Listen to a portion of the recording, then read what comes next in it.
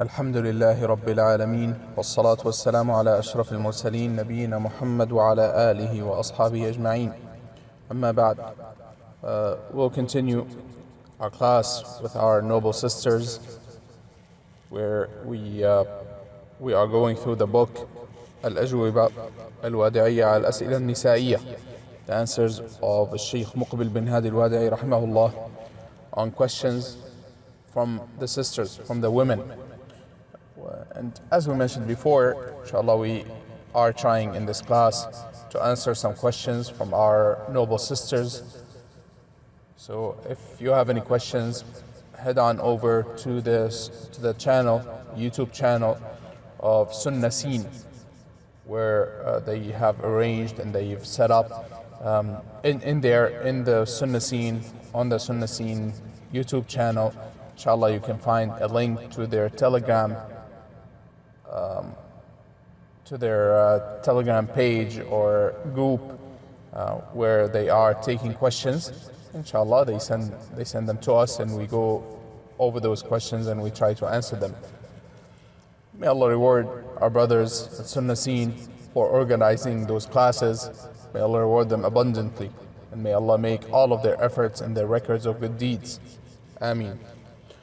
And as to continue with the book, because I have not received any questions this week, and sometimes there's a delay because they have, I think some sisters are organizing those groups or that group, and they take the questions and send them over, so sometimes there's a delay.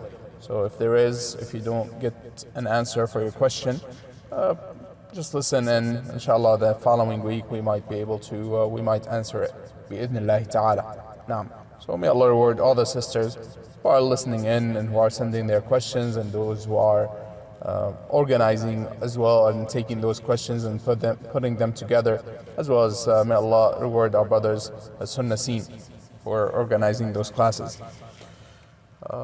We'll continue with the book as we mentioned. We'll continue going through the book, which is also a question and answer, so alhamdulillah it is beneficial. We always find, as is known and as the people see and find, that it is those question and answer sessions are very beneficial. They are without a doubt very beneficial, and it is a great means of learning to ask questions as well as to listen to questions and answers, being present when questions are answered, or even going through books of question and answer. This is a very beneficial way and an excellent way of learning and seeking knowledge, as in the hadith of Jibreel alayhi salam, when he came to the Messenger sallallahu alaihi wasallam in the form of a man, and he asked him about Islam, about Iman and Islam and Ihsan.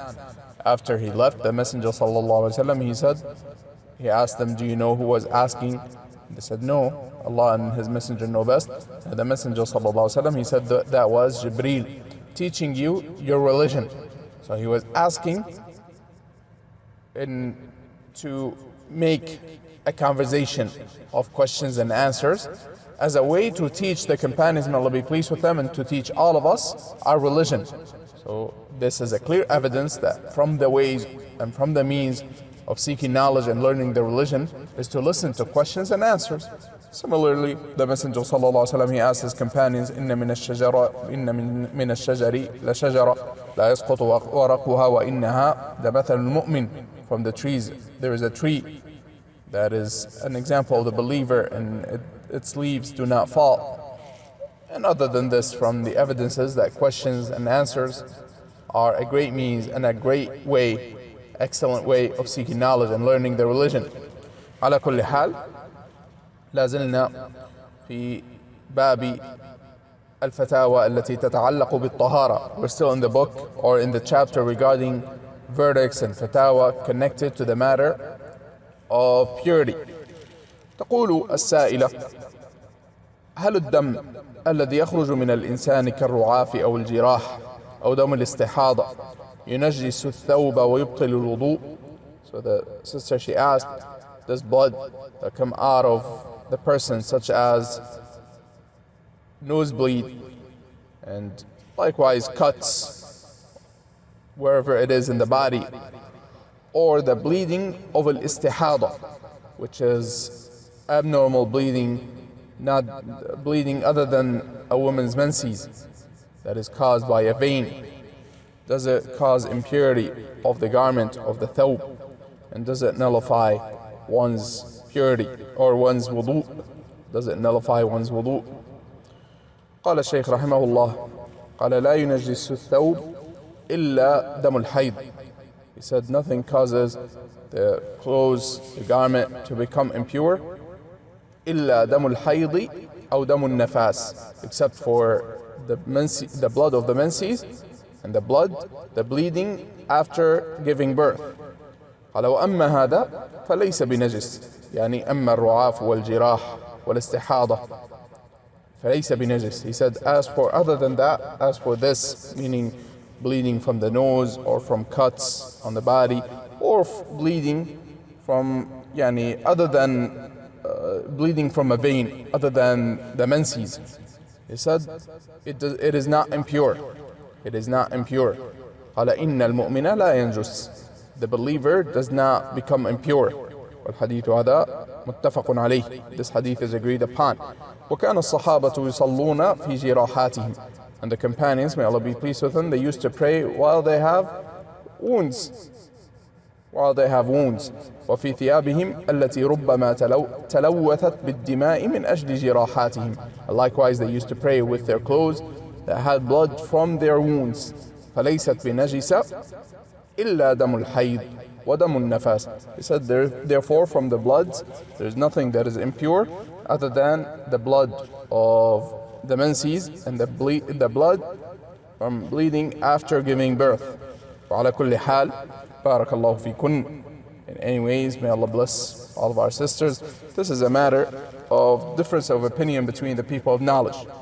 Some of the people of knowledge, or I should say most of the people of knowledge, they consider bleeding, they consider blood from wounds and other than that to be impure if it is in large amounts.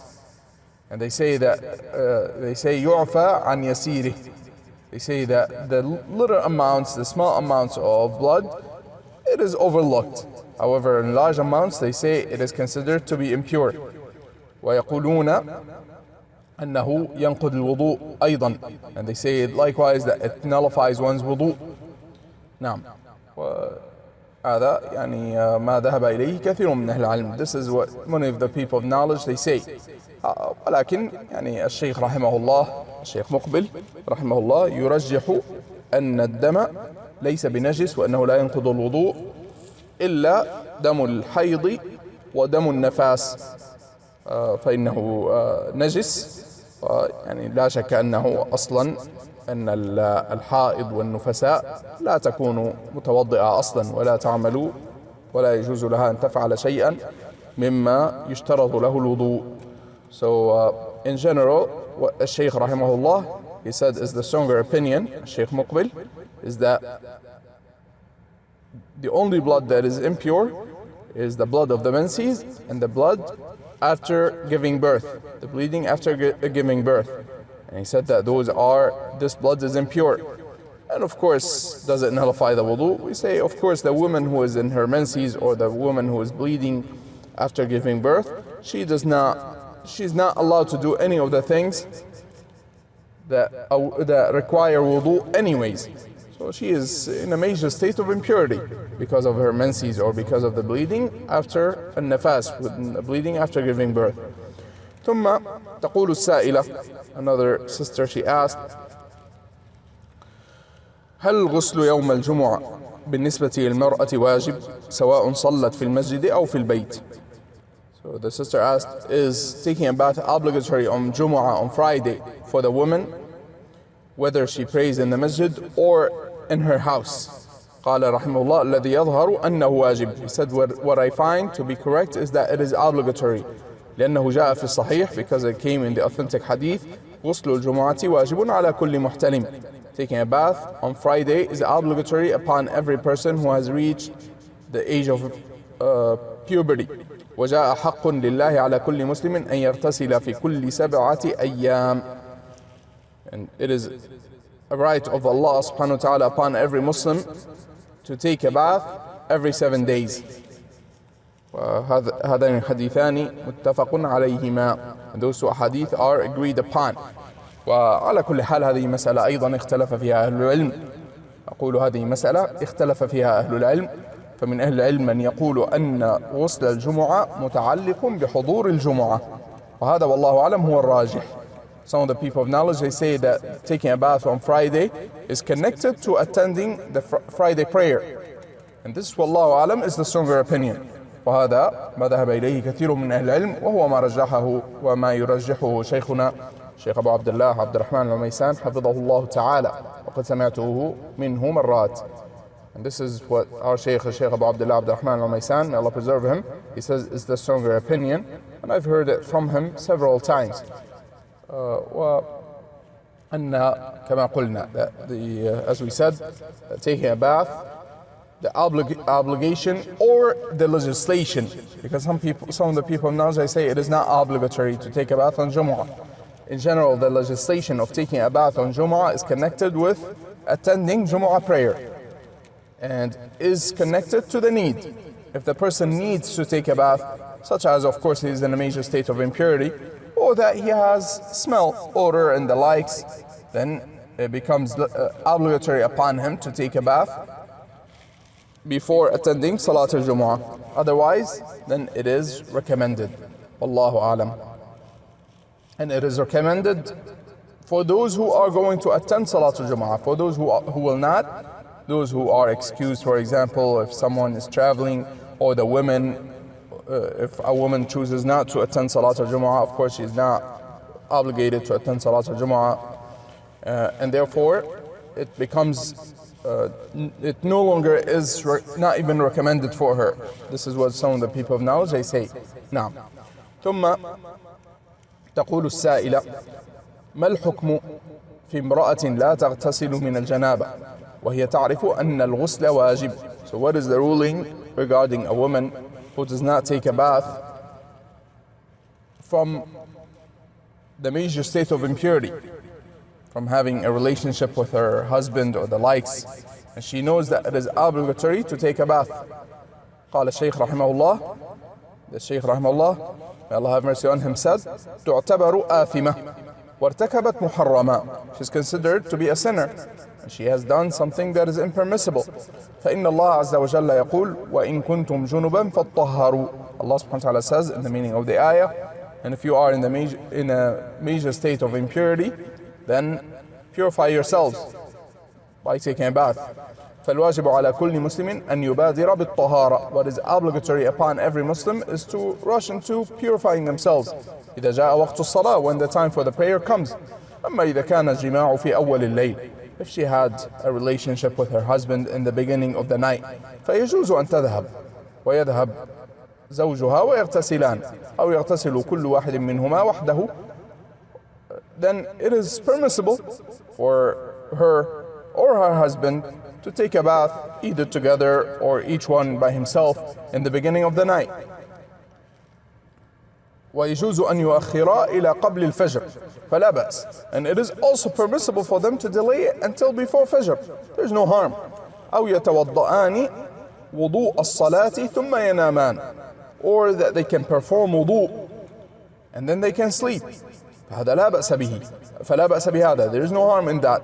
أما إذا جاء وقت الصلاة ولم تغتسل ولم تصلي فهي تعتبر كافرة. والله المستعان.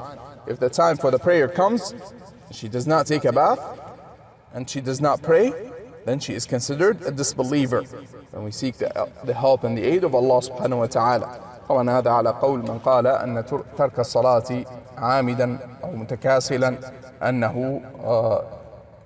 أنه يخرج الإنسان من الدين وأنه كفر أكبر مخرج من الملة. This is of course based upon the opinion that if one leaves the prayer intentionally out of laziness or the likes, then he is considered a disbeliever and that he leaves the fold of Islam. نعم.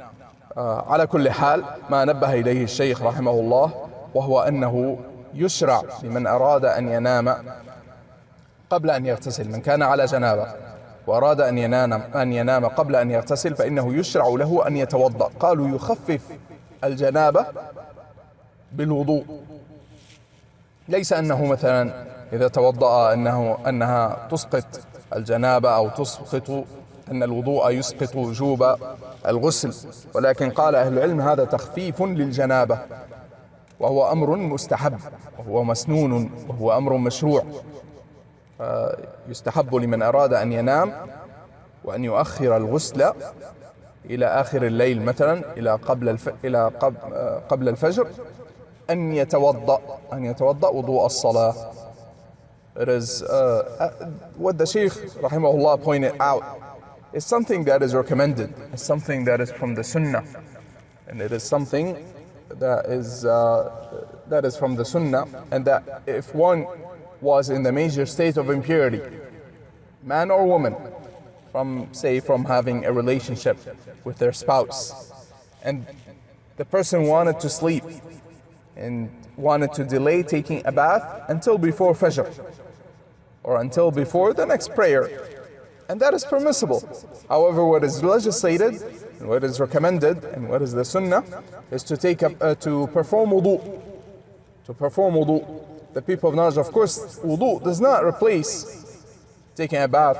It does not suffice for the acts of worship, but what it allows the people of knowledge, they say it reduces, and there's an evidence that this is what is recommended to perform wudu in this case. And the people of knowledge, they commented on this hadith that it reduces the level of impurity to the point that it is recommended to do so. It is recommended to perform wudu before sleeping if one wanted to delay performing a bath from the major state of impurity. والله أعلم. ولكن طبعا إذا جاء وقت الصلاة فلا بد أن يغتسل الإنسان رجل كان أو امرأة. However, when the time for the next prayer comes, then the person must take a bath, whether man or woman. One must take a bath to remove that major state of impurity. ونكتفي بهذا المقدار. وصلى الله وسلم وبارك على نبينا محمد وعلى آله وأصحابه أجمعين. سبحانك اللهم وبحمدك أشهد أن لا إله إلا أنت أستغفرك وأتوب إليك.